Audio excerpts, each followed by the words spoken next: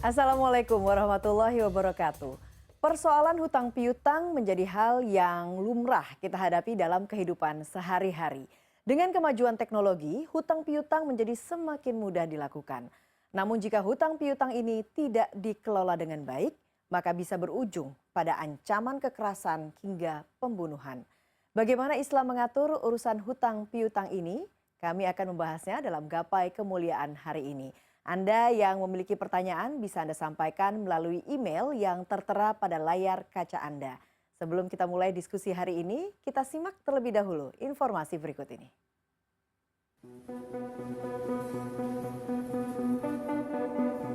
Dalam beberapa tahun terakhir, fenomena pinjaman online atau pinjol begitu marak. Dengan iming-iming akses dan pencairan dana yang mudah, banyak orang akhirnya tergiur pada pinjol ilegal. Ketidaktahuan korban soal seluk-beluk pinjaman online ini sering berakhir tragis. Tak jarang, tindak pidana akibat pinjol dengan bunga mencekik pun marak bermunculan.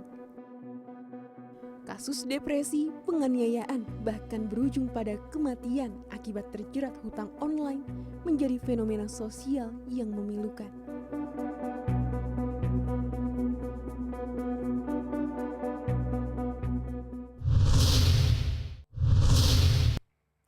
Alih-alih meraih ketenangan, hutang justru menimbulkan penderitaan. Bagaimana kita melakukan hutang piutang sesuai dengan ajaran Islam sehingga kita terhindar dari penderitaan akibat jeratan hutang?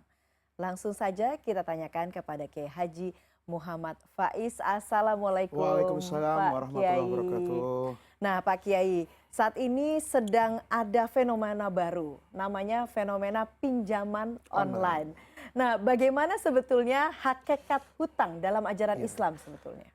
Kalau kita berbicara hutang dalam ajaran Islam, maka ada beberapa poin yang harus kita ingat. Yang pertama, memberikan pinjaman kepada orang lain itu dalam pandangan Islam merupakan ibadah yang memiliki nilai luhur yang sangat tinggi. Di dalam banyak ayat Al-Quran bahkan hadis itu diajarkan bahwa orang itu kalau memberi pinjaman kepada orang lain, maka pahalanya akan dilipat gandakan oleh Allah. Akan diberikan keberkahan hidupnya di dunia, dimudahkan jalannya ke akhirat. Karena apa? Karena orang tadi ketika dia akan meminjam uang, itu biasanya sudah mengorbankan kehormatannya kan. Dia tidak akan berhutang kecuali dia dalam keadaan yang sangat mendesak. Ketika ada orang yang terdesak, kemudian kita berikan bantuan, itu hadis Nabi itu luar biasa. Kata Nabi, "Man nafasa an mu'minin kurbatan min kurabid dunia." Kalau ada orang yang membantu saudaranya dari himpitan hidup di dunia, maka nanti Allah akan kasih balasan berupa penyelamatan dari himpitan kehidupan di akhirat. Itu istimewanya orang yang memberikan hutang. Itu yang pertama. Yang kedua, tetapi di saat yang sama, Nabi juga mengajarkan kita doa yang bermohonkan kepada Allah agar kita dihindari dari hutang. Allahumma inni a'udzubika, itu diantaranya, ya Allah, saya berlindung kepadamu min ghalabatid dain, dari hutang yang menumpuk yang saya tidak memiliki kuasa untuk membayarnya. Itu poin yang kedua. Poin yang ketiga, Nabi itu mengajarkan kepada kita kalau menagih hutang itu ditagih dengan cara yang baik. Sementara orang yang terbaik dalam agama itu adalah orang yang membayar hutangnya dengan cara yang jauh lebih baik daripada saat dia mengambil hutang. Ini sebetulnya prinsip Islam terkait dengan hutang piutang. Kemudian yang perlu saya sampaikan, hutang itu di dalam Islam bukan akad atau transaksi investasi. Jadi kita harus bedakan antara keinginan kita untuk melakukan investasi, saya punya uang 100, bagaimana caranya uang saya bertambah. Nah, bertambahnya uang ini dalam Islam tidak boleh melalui akad hutang piutang. Karena transaksi hutang di dalam Islam itu kata ulama itu min uqudit tabarruat. itu merupakan akad yang tujuannya tabarruk. Tabarruk itu kalau bahasa sekarang itu kesetiakawanan sosial lah. Saya melihat ada orang sedang membutuhkan uang untuk melanjutkan hidupnya. Bisa jadi untuk makan, bisa jadi untuk pendidikan, bisa jadi untuk kesehatan. Nah, yang seperti ini dalam Islam, kalau berbasiskan hutang piutang, maka tidak boleh ada kelebihan apapun. Karena akad hutang piutang itu di dalam Islam itu akad kemanusiaan, bukan akad untuk investasi.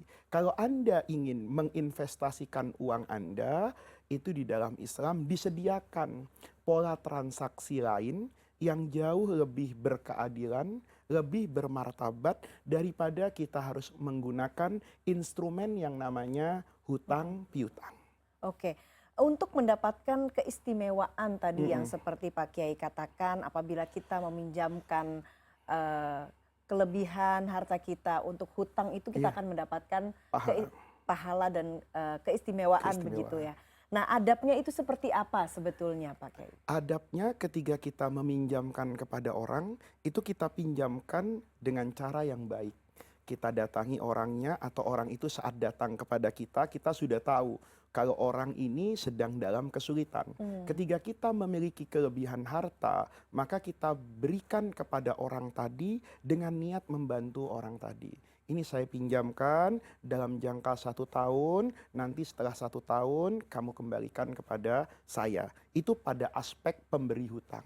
Mhm. Sementara pada aspek yang mengambil Nah, hutang, ini dia juga yang saya ingin itu tanyakan. harus ada niatannya. Hmm. Niatan yang pertama, dia tidak berhutang kecuali untuk memenuhi kebutuhan hidup yang harus dia penuhi. Bukan kemudian untuk memenuhi gaya hidup yang kemudian melampaui kewajaran dari kemampuan dia secara finansial.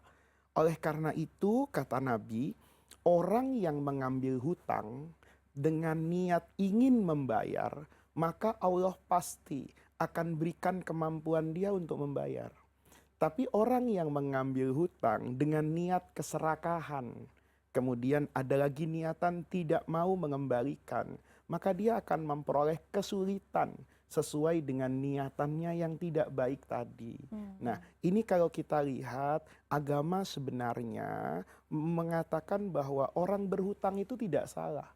Bahkan orang yang memberi hutang itu menjadi orang yang baik. Tetapi pada saat yang sama, agama juga ingin menanyakan kepada orang tadi, untuk apa kamu berhutang, dalam keadaan apa kamu berhutang. Jadi bukan kemudian karena hutang itu dibolehkan, karena memberikan pinjaman itu adalah bagian kebaikan, kemudian kita sering-sering berhutang ini. Nah, itu yang kemudian tidak diperkenankan oleh agama. Jadi tidak salah apabila seorang yang memiliki kelebihan harta jika ingin meminjamkan kekayaannya kepada orang yang membutuhkan itu melakukan cek dulu begitu ya, Iya, Pak Kiai? iya, semua kan seperti itu. Jangankan hutang piutang, bahkan zakat. Zakat itu kan haknya orang miskin. Tetapi ketika ada orang mengaku miskin, itu oleh Nabi kan tidak langsung diberikan. Tapi Nabi melakukan tadi itu observasi, diteliti. Orang ini sebenarnya siapa? Orang ini punya kemampuan bekerja atau tidak? Orang ini dalam bahasa yang sederhana, apakah dia masuk pada kriteria mereka yang pantas untuk menerima zakat? Ketiga orang itu pantas diberikan oleh Nabi. Ketiga orang itu tidak pantas untuk menerima, maka Nabi mengatakan, harta ini kalau kamu ambil, berarti kamu ambil secara zalim. Karena kamu tidak berhak untuk itu. Jadi orang yang memiliki uang pun, itu tidak kemudian dalam bahasa yang sederhana mengobrol uangnya untuk dipinjamkan kepada orang. Kemudian yang kedua, dia harus tahu ketika dia meminjamkan uang kepada orang lain, itu murni karena kebaikan. Jadi hutang piutang, sekali lagi saya katakan, di dalam Islam itu bukan akad investasi. Itu adalah akad kebajikan. Oke. Nah, sementara yang terjadi hari ini boleh jadi orang meminjamkan uang itu kan ingin mendapatkan tambahan Betul. dari uangnya. Itu yang tidak diperkenankan oleh agama. Itu tidak sesuai dengan aturan hukum Islam. Aturan begitu dan ya, Pak Kiai? filosofi dasar. Oke. Jadi dalam Islam itu Mbak Eva, uang, bahasa sederhananya, uang tuh nggak bisa ketemu dengan uang. Kalau uang itu mau bertambah, maka harus bertambah dengan pekerjaan. Pekerjaan ini akan dilakukan oleh siapa? Apakah pemilik modal atau manajer investasi? Kemudian perjanjiannya seperti apa? Oh, kalau saya ingin uang saya 100 misalnya, bertambah jadi 200. Boleh jadi saya punya uang, tapi saya tidak cakap dalam bekerja. Ada teman saya cakap dalam bekerja, tapi dia tidak punya modal. Maka oleh Islam, kalau ingin kedua-duanya memperoleh keuntungan, ini disatukan antara pemilik modal dengan pelaku usaha. Nanti kemudian kedua-duanya bersepakat ini untuk berbagi resiko. Kalau nanti misalnya ada kelebihan, artinya untung, dibagi bersama. Sesuai dengan kesepakatannya, bisa 50%, 50%, bisa 60, 40%. Kalau terjadi kerugian, maka kerugian harta modal itu dipikul oleh pemilik modalnya. Sementara pelaku usahanya, dia juga rugi kan?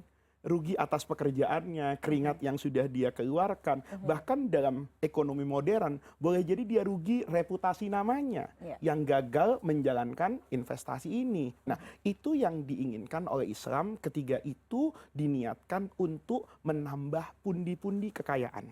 Tetapi hutang itu dia menjadi bagian yang sama dengan zakat. Dia sama dengan sedekah. Oleh karena itu dalam hadis Nabi itu, kalau ada orang minjamkan uang kepada orang lain, kemudian orang tadi tidak bisa bayar, justru dia ingin pinjam lagi. Tapi karena kesulitan hidupnya, kalau dia pinjamkan, itu pahalanya sudah lebih besar daripada pahala orang bersedekah. Oke, baiklah. Kita akan bahas lebih lanjut lagi Pak Kiai soal topik hutang ini, tapi kita harus jeda terlebih dahulu. Tetap bersama kami di Gapai Kemuliaan.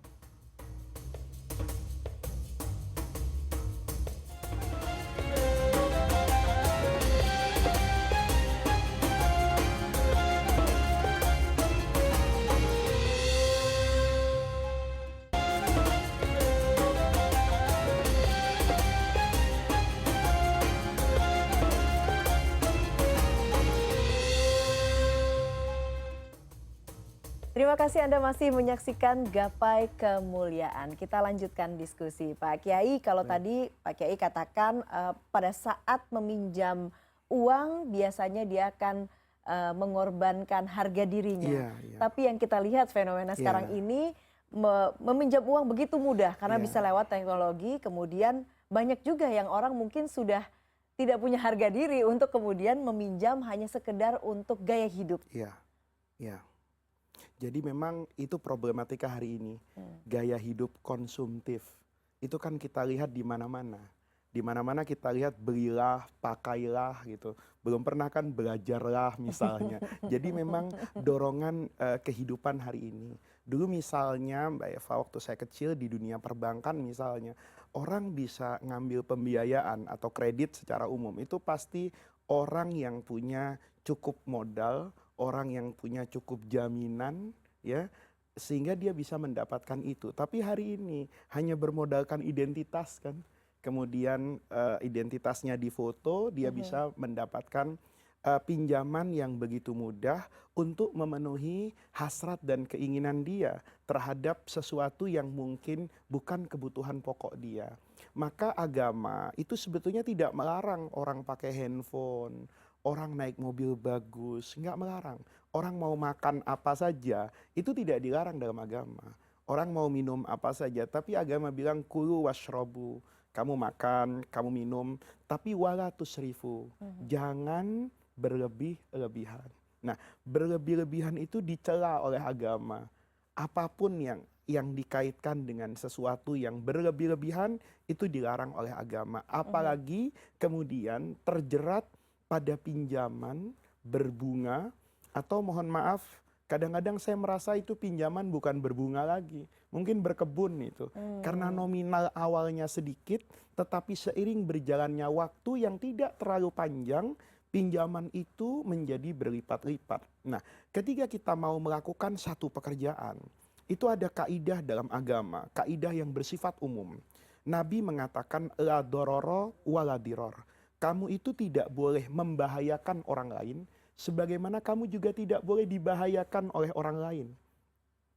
Bahasa gampangnya, saya tidak boleh memukul orang lain, tapi juga jangan sampai saya dipukul. Itu kaidah dalam hidup. Nah, Iya. ketika kita mengambil pinjaman yang berlebihan, itu kan membahayakan diri sendiri. Bukan saja diri sendiri hari ini, tapi juga membahayakan kehormatan orang-orang yang terkait dengan dia. Itu yang terjadi kan, Iya. misalnya hari ini tidak bisa bayar, nunggak, ya, ketika ditagih susah. Maka yang terjadi, nomor handphone yang ada di dalam nomor handphone nasabah tadi mungkin sudah diketahui oleh pihak yang memberi, dihubungi, ya, kemudian juga diintimidasi. Nah, ini lahir dari apa? Dari perilaku kan. Iya. Kita harus imbang, yang memiliki usaha pinjol juga memiliki kontribusi kesalahan, tetapi yang mengambil pinjaman itu juga salah kan. Kalau dia tahu, ya, sayangnya kan literasi kita minim.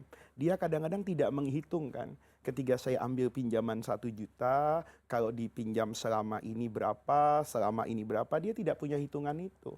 Tapi yang penting seperti tadi disampaikan, ambil aja dulu, Iya. urusan belakangan. Maka dia Karena lupa. tinggal klik Karena tinggal begitu klik ya, tadi Pak itu. Nah, Kiai. itu yang dia harus ingat, bahwa ketika dia klik itu ada konsekuensi hukum. Ada beban yang mungkin bukan dia saja yang mikul, tapi keluarganya, kehormatannya. Nah, oleh karena itu dalam agama orang mengambil pinjaman itu boleh, tetapi dia harus berpikir mampu atau tidak. Terus dia gunakan apa? Ini kan sebenarnya kaidah agama. Agama selalu bilang, kamu punya harta, kamu harus pikirkan dari mana kamu dapatkan dan kemana akan kamu salurkan. Itu kan mengajarkan kepada kita untuk berpikir, ya, terkait dengan harta ini. Nah, yang ada hari ini fenomenanya orang gelap mata kan, di tengah gaya hidup yang mengajarkan kita untuk boros. Nah, kemudian diberi fasilitas yang mudah untuk memenuhi hasrat dan keinginan kita, sehingga ini menjadi jebakan dalam kehidupan. Nah, ini harusnya nanti diatur kembali lah, agar fenomena yang terjadi hari ini itu tidak terulang dalam tahun-tahun yang akan datang. Dan akhirnya tadi itu ya Pak Kiai, ujungnya berakhir pada tragedi. Iya, Mulai dari iya. intimidasi Betul, hingga betul. bahkan sampai menghabisi nyawa Orang lain. orang lain. Betul. Padahal kan nggak harus seperti itu. Mhm. Agama itu seperti tema kita berkali-kali sama Mbak Eva, ini kan selalu mengatakan agama itu seimbang. Orang yang menagih itu harus menagih dengan kesantunan, akhlak, dan kewajaran. Kalau orang itu betul-betul tidak bisa membayar karena memang faktanya, mungkin dia kena PHK, atau misalnya seperti saudara-saudara kita yang di Cianjur, dia sedang terkena musibah. Maka kalau transaksinya berbasis hutang, kata agama, fanadhiratun ila maisarah. Itu ayat Qurannya bilang, kalau orang itu dhu usrotin, orang yang sedang kesulitan, tidak bisa bayar hutang. Iya. Maka kata agama, fanadhiratun ila maisarah. Bahasa mudahnya, tunggu sampai dia secara ekonomi bisa recovery lagi. Usahanya bisa bangkit lagi, misalnya karena kena gempa bumi, tokonya roboh, kita tunggu sampai dia bisa membangun lagi. Kalau sawahnya kena banjir, ya tunggu sampai 1 musim tanam. Itu perintah agama kepada orang yang meminjamkan. Oke. Tetapi agama juga memerintahkan kepada yang pinjam nih.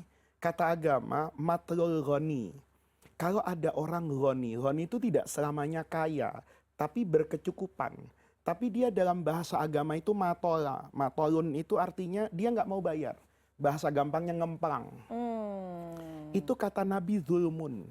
Merupakan kezaliman. Kenapa kezaliman? Ini harus kita ingat ya, bahwa orang yang nanti menghadap Allah, dia membawa hutang, ini untuk masuk surganya repot ini Mbak Eva. Kenapa? Karena dalam agama itu ada haknya Allah, ada hak sesama manusia. Kalau haknya Allah itu boleh dikatakan lebih ringan. Karena Allah itu sedari awal memperkenalkan Allah kepada kita, itu dengan bahasa Ar-Rahman Ar-Rahim.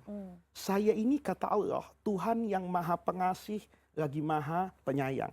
Kalau ada dosa kita kepada Allah, maka cukup dengan istighfar. Astaghfirullahaladzim, ya Allah saya kerjakan itu dosa karena kelemahan saya mohon maaf, mohon ampunan. Itu bisa diampuni oleh Allah. Kita bisa bayangin kan betapa banyak dalam sejarah orang yang hidupnya itu membawa dosa itu bergunung-gunung. Tetapi dimaafkan oleh Allah. Karena apa? Karena Allah itu Ar-Rahman, Ar-Rahim. Tapi sesama manusia belum tentu. Kakak sama adik bisa berantem warisan kok. Iya. Orang separtai sehari ini boleh jadi bisa lain arahnya. Apalagi terkait dengan hutang. Karena itu kan haknya dia. Ya. Ketika dia nanti terus menagih dan tidak merelakan, ini sampai di hadapan Allah nanti. Jadi kalau ada orang, Mbak Eva, na'udzubillah, meninggal, dia membawa hutang. Ada hak orang lain di tangan dia. Maka nanti ketika dia berhadapan dengan Allah, itu akan dilakukan konsolidasi ini. Konsolidasi antara pahala dia gitu. Jadi misalnya ada orang nanti pada hari kiamat itu menghadap Allah, dia membawa pahala sholat banyak sebetulnya. Pahala puasa banyak. Tapi di satu sisi ada hak adami, ada hak orang lain yang belum dia serahkan. Bisa jadi berupa uang, bisa jadi berupa kehormatan, dia suka menggunjing tetangga, suka ngomongin orang misalnya, orangnya nggak terima. Nanti hari kiamat tinggal lapor sama Allah. Allah, dia dulu waktu hidup itu pinjam uang sama saya. Dia punya kemampuan loh untuk membayar, tapi dia nggak mau bayar sampai dia meninggal. Kata Allah, lalu maumu apa? Ya saya mau tagih hutang saya. Kan bagaimana dia membayar di akhirat kan? Akhirnya dilakukan konsolidasi. Kata Allah, ya dia kan tidak punya uang. Iya Allah, tapi kan dia punya pahala sholat. Pahala sholatnya kasih kepada siapa? Saya. Nah, jangan sampai Mbak Eva, orang yang tidak membayar hutang itu kemudian bangkrut di akhirat. Bukan bangkrut di dunia, bangkrut di akhirat. Dia punya cukup modal untuk masuk surga. Tapi modal dia digrogoti oleh perilaku menyimpang yang dia lakukan di dunia. Apa contohnya perilaku menyimpang? Ya orang punya hutang tidak mau bayar. Itu kan perilaku menyimpang.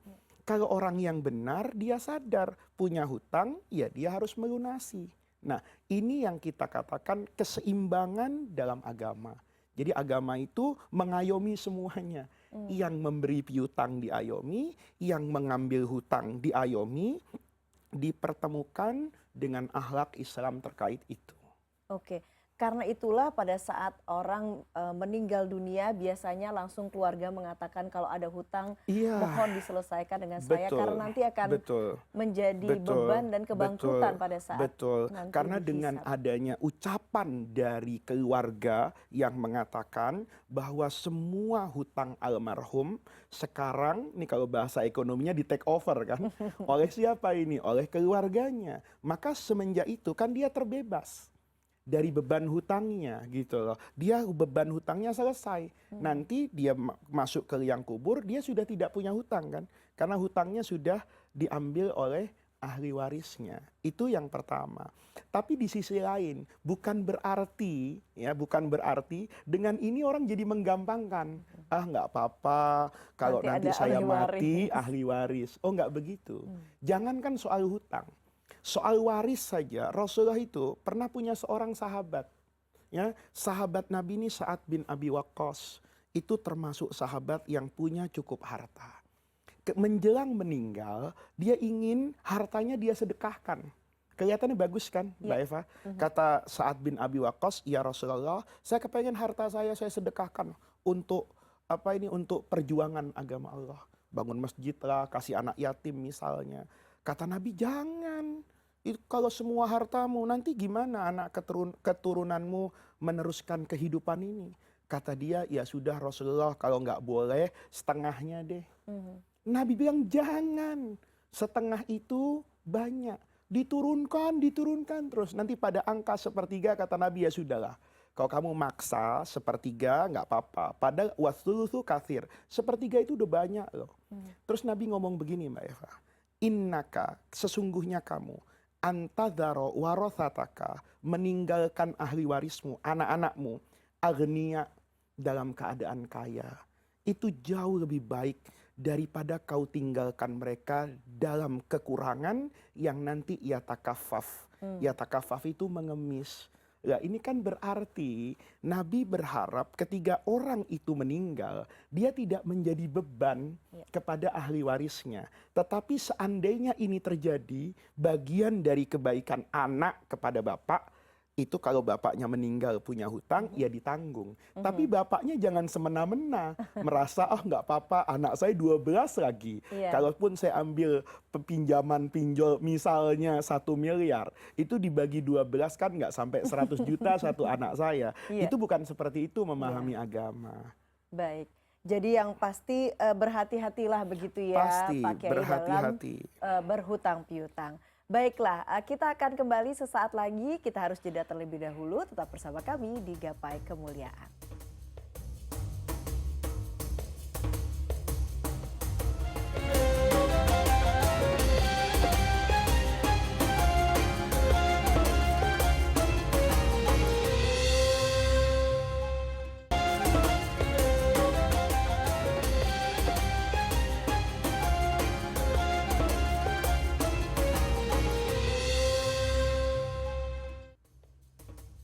Kita sudah sampai di akhir program Gapai Kemuliaan. Anda yang memiliki pertanyaan bisa Anda sampaikan melalui email yang tertera pada layar kaca Anda. Dan sebagai penutup, Kiai Faiz akan menyampaikan kesimpulan dan doa penutup. Saya Eva Yunizar undur diri. Wassalamualaikum warahmatullahi wabarakatuh. Bicara tentang fenomena pinjaman online, itu biasanya lahir dari pola hidup dan gaya hidup yang konsumtif dan berlebihan. Dulu waktu saya di pesantren, guru saya itu menyampaikan satu petuah dalam bahasa Arab. Kata beliau, "Idza ma kunta dza qalbin qanu'in fa anta wa malikud dunya sawa." Kalau Anda memiliki hati yang dalam tradisi Jawa disebut nerimo, hati yang cepat puas, tidak banyak keinginannya. Kalau Anda bisa memilih jalan hidup seperti itu, fa'anta wa malikud dunya sawa. Perasaanmu dengan raja dunia itu akan sama. Kalau kita memiliki hati yang tidak serakah, yang tidak konsumtif berlebihan. Mudah-mudahan Allah Subhanahu wa Ta'ala senantiasa menuntun kita kepada jalan hidup yang diridhoi oleh Allah Subhanahu wa Ta'ala. Rabbana atina min ladunka rahmah wa hayyi lana min amrina rasyada. Allahumma la tahrimna khaira ma indaka li syarri ma indana. Kurang lebihnya saya mohon maaf. Wassalamualaikum warahmatullahi wabarakatuh.